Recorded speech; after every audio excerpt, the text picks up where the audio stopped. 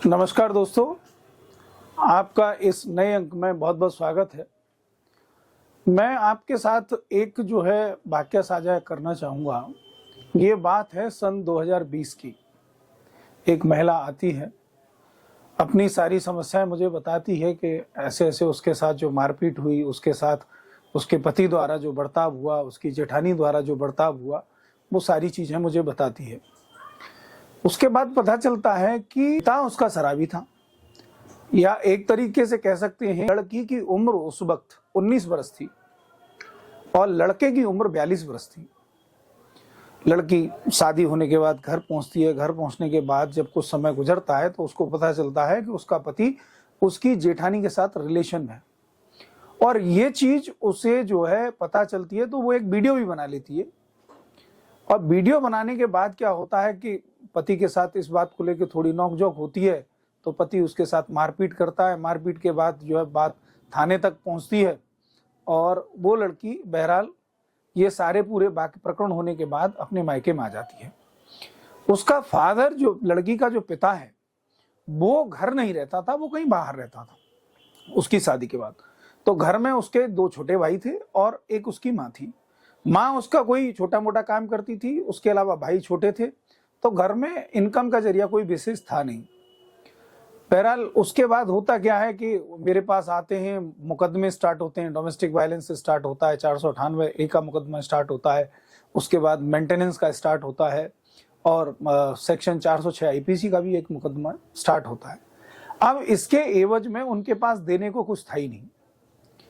अब उनकी जब मैंने सारी कहानी सुनी तो मैं फीस के बारे में तो मेरा सोचना ही गलत था।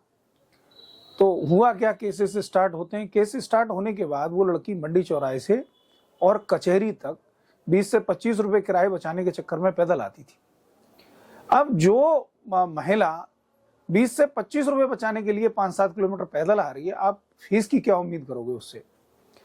अब जब मुकदमा 1 साल 1.5 साल तक चलते हैं तो वो लड़की एक दिन रोते हुए मुझसे कहती है कि भैया, मेरा कैसे भी करके आप राजीनामा करा दो, और राजीनामा होने के बाद मुझे कैसे भी इससे अलग करा दो, और कोई एक ऐसा लड़का देख के मेरी शादी कर देना जो मुझे रोटी खिला दे।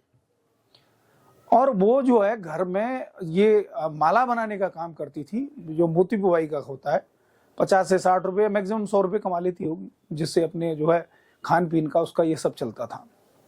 तो मेरे जो अपोजिट के वकील थे बड़े पॉजिटिव नेचर के थे। जब मेरी उनसे बात हुई तो उन्होंने कहा कि मैं अपने क्लाइंट से बात करता हूं, और बात जो है राजीनामे की स्थिति की हो गई। राजीनामा हुआ। राजीनामा होने के बाद कुछ पैसा भी डिसाइड हुआ कि लड़का लड़की को इतना पैसा देगा, और उसके बाद जो है सेक्शन 13B का जो है मुकदमा डलता है और दोनों की म्यूचुअल कंसेंट से जो है डाइवोर्स हो जाता है।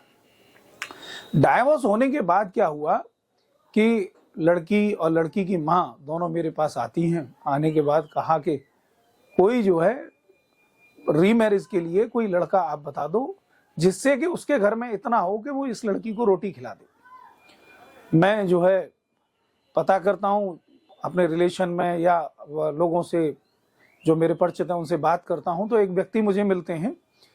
तो घर में उनके कारोबार अच्छा था, सब कुछ अच्छा था, और जब मैंने लड़के के फादर से बात की वो एग्री हो गए और उन्होंने दोनों तरफ से शादी कर ली।